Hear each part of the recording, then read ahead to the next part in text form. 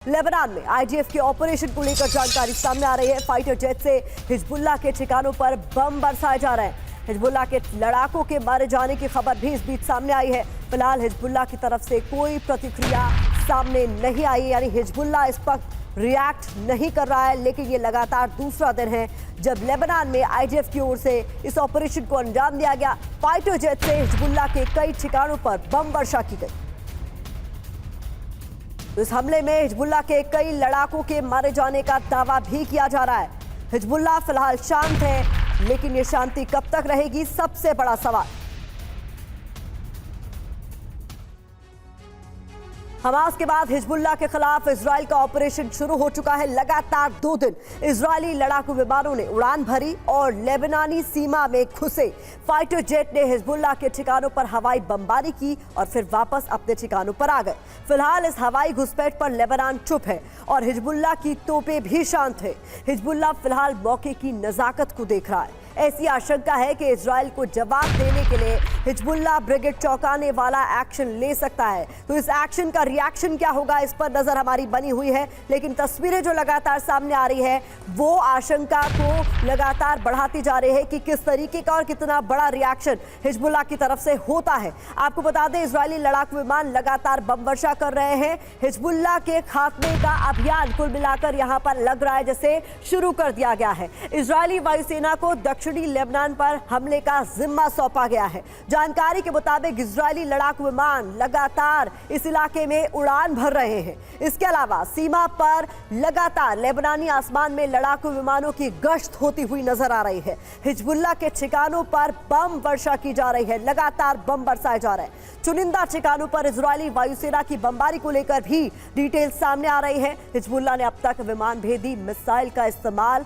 हालांकि नहीं किया है। ऐसे में सबसे बड़ा सवाल, मनीष झा हमारे संवाददाता हमारे साथ जुड़े हैं। मनीष, यही है कि अब आगे क्या होगा, हिजबुल्लाह की ये शांति कब तक रहेगी? देखिए, सबसे बड़ी बात यह है कि आईडीएफ और हिजबुल्लाह दोनों एक दूसरे को बहुत अच्छे से जानते हैं, समझते हैं। उन्हें पता है कि दोनों की कमजोरियां क्या है, दोनों की स्ट्रेंथ क्या है। और ऐसे समय में जब हिजबुल्लाह ने बहुत सारे हमले किए, रॉकेट से हमले किए, ड्रोन से हमले किए, उसके बाद जब जवाबी कार्रवाई आईडीएफ की हो रही है, तो इस वक्त कैसे शेल्टर लेना है, कैसे बंकर में रहना है, कैसे टनल में रहना है और कैसे अपने आप को बचाना है ताकि अगले दिन वो हमला कर सके। इन दोनों का हमला जारी रहेगा। हाँ, ये बात है कि हिजबुल्लाह की निगाहें इस वक्त होगी कि जब मोसाद के चीफ हमास के साथ एक नेगोशिएशन डील कर रहे हैं, क्योंकि हिजबुल्लाह को लगता है कि अगर वो डील कामयाब होती है तो फिर हमास हिजबुल्लाह शायद सीज फायर की तरफ बात करेगी, वरना हिजबुल्लाह के जवाब फिर होंगे और उसका जवाब आईडीएफ देगा। यह सिलसिला लगातार चलने वाला है। यानी हिजबुल्लाह की ये शांति किसी रणनीति का हिस्सा है, मनीष, ये माना जा रहा है। और ये रणनीति खुद को अभी फिलहाल बचाने की है, सेफ रखने की। इस पर आगे और डिटेल्स आपसे लूंगी, लेकिन इस वक्त बड़ी खबर आ रही है। नॉर्थ इजराइल में हिजबुल्लाह का बड़ा हमला, किरियात शहर पर रॉकेट से हमला किया गया है।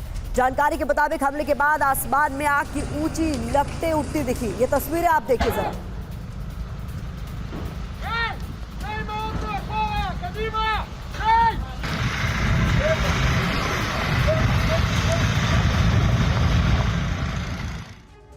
एक और बड़ी खबर आपके सामने, हिजबुल्लाह के हमले में किरियात में बड़ी तबाही को लेकर सामने आ रही है। रॉकेट हमले से कई मकान पूरी तरह से तबाह हो चुके हैं। हिजबुल्लाह के हमले के बाद यहां चीख पुकार मच गई। इजराइल के हमले से बौखलाया हुआ है हिजबुल्लाह।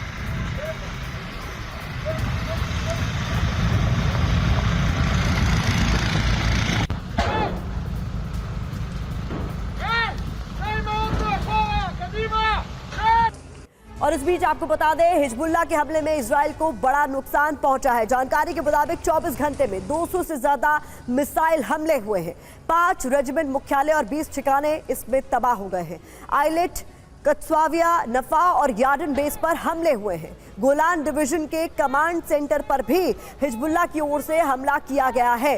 तो ये एक डिटेल आपके सामने हम रख रहे हैं कि हिजबुल्लाह भी शांत पूरी तरीके से नहीं बैठा है, उसकी तरफ से भी पलटवार किया जा रहा है। लेकिन ये हमले और कितने भीषण हो सकते हैं, इसकी आशंका हर किसी को इस वक्त सता रही है, परेशान कर रही है। लेकिन ये तस्वीरें आप देखिए किस तरीके से कमांड सेंटर पर भी, गोलान डिवीजन के कमांड सेंटर पर भी भीषण हमला किया गया है। तो हिजबुल्लाह का ये बदला और बदले से जुड़े हुई ये तस्वीरें आपके सामने हम एक एक कर रख रहे हैं। इस बीच रूस यूक्रेन युद्ध के मैदान से भी बड़ी खबर सामने आ रही है। यहाँ हलचल तेज होती हुई नजर आ रही है। यूक्रेन की युद्ध रणनीति पर इस वक्त की बड़ी खबर आपके सामने। बेलारूस पर हमले की योजना बना रहा है कीव। युद्ध का दायरा बढ़ाना चाहता है यूक्रेन। ऐसे में बेलारूस पर हमले की योजना को लेकर जानकारी सामने आ रही है। रूस को उलझाने की इसे नई रणनीति के तौर पर देखा जा रहा है। रूसी न्यूज एजेंसी स्पुतनिक के हवाले से ये बड़ी खबर सामने आ रही है।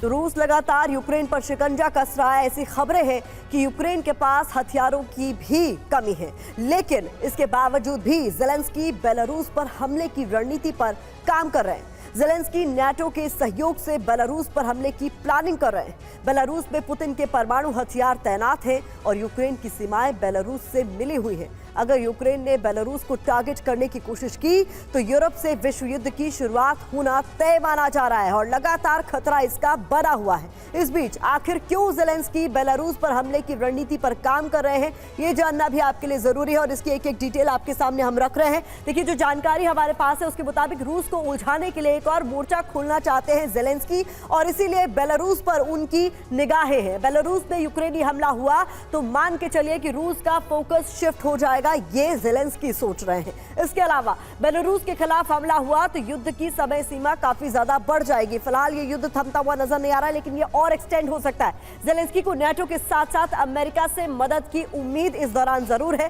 रूस बेलारूस का गठजोड़ यूक्रेन के साथ साथ नाटो के लिए भी एक बड़ा खतरा लगातार बना हुआ है। ऐसे में हम आपको बता रहे हैं क्या प्लानिंग ज़ेलेंस्की के दिमाग में इस वक्त चल रही है। बेलारूस में तैनात रूसी परमाणु हथियार यूरोप अमेरिका की परेशानी का सबब बन सकते हैं। मनीष, किस तरीके से बेलारूस पर अगर हमला किया जाता है, जैसा कि ज़ेलेंस्की सोच रहे हैं कि वो रूस को उलझा लेंगे ऐसा कुछ करके, वो उनके लिए कितना ज्यादा भारी पड़ सकता है, क्योंकि इसमें और भी देशों का इन्वॉल्वमेंट होने का खतरा बढ़ जाएगा। देखिए, ज़ेलेंस्की के साथ दिक्कत यह है कि अभी कुछ दिनों में जब नाटो समिट होगा अमेरिका में, तो वहां पर उनको दिखाने के लिए कुछ चाहिए कि हमने कुछ हासिल किया है, क्योंकि नाटो की तरफ से इस बात का दबाव है कि इतने हथियार आपको दिए गए, तमाम तरह की लंबी दूरी की मिसाइलें दी गई। आपने कहा था कि अगर हमें रशिया में अटैक करने की परमिशन मिल जाएगी तो हम बहुत कुछ कर दिखाएंगे, लेकिन वो सब कुछ हो नहीं पाया है। क्रीमिया में भी उनकी कोई खास बढ़त हो नहीं पाई है। ग्राउंड पर रूसी सेना बहुत आगे है। ऐसी स्थिति में वो चाहते हैं कि इस युद्ध को कहीं किसी तरह से प्रोवोक किया जाए।